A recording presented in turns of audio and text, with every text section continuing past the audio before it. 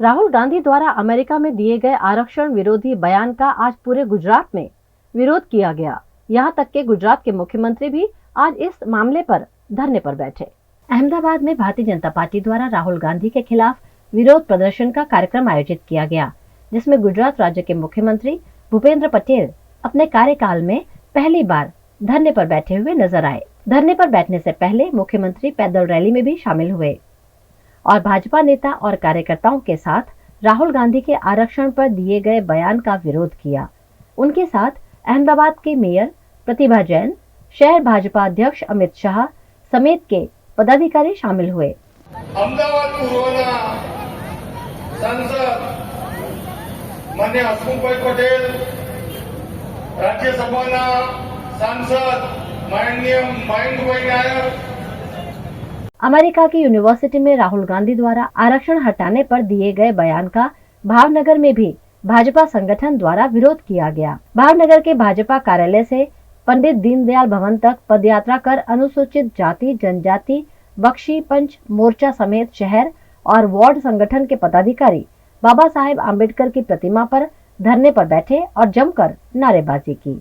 कांग्रेसनी चाल अने चलत ए बधुं ध्यानमां आव्युं छे। एमनी अनामत विरोधी नीति ए पण ध्यानमां आवी छे अने एमना विरोधमां समग्र देशमां धरણા અને રેલીનો કાર્યક્રમ ભારતીય જનતા પાર્ટી દ્વારા રાખવામાં આવ્યો છે। આજે ભાવનગર મહાનગર દ્વારા ભારતીય જનતા પાર્ટી દ્વારા પણ કાર્યક્રમ રાખવામાં આવ્યો છે। માનનીય mayor Shri, standing committee chairman Rajubhai, મહામંત્રી સેવોભાઈ શ્રી પાર્થભાઈ, અલ્પેશભાઈ, અમારા દલિત સમાજના મોભી આદરણીય મોહનભાઈ અને સૌ કાર્યકર્તાઓ અહીંયા ઉપસ્થિત છે ભાવનગર ખાતે।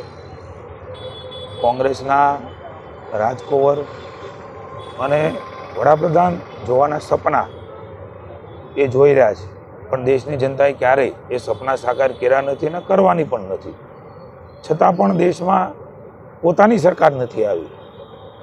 ભારતીય જનતા પાર્ટીની નરેન્દ્રભાઈનું નેતૃત્વ હંમેશા એને ખૂંચે છે। કેમ કરીને દેશમાં અરાજકતા આવે, રાજ્યોમાં અરાજકતા આવે, અંધાધૂંધી થાય, વર્ગ વિગ્રહ થાય, આ પ્રકારની નીતિ આપણે જોઈ રહ્યા છે કે સમગ્ર દેશમાં કોંગ્રેસ અપનાવી રહી છે। જ્યાં પણ આ બનાવ બને ત્યાં કોંગ્રેસનો પંજાનો કાળો કેર આપણે જોઈ રહ્યા છીએ।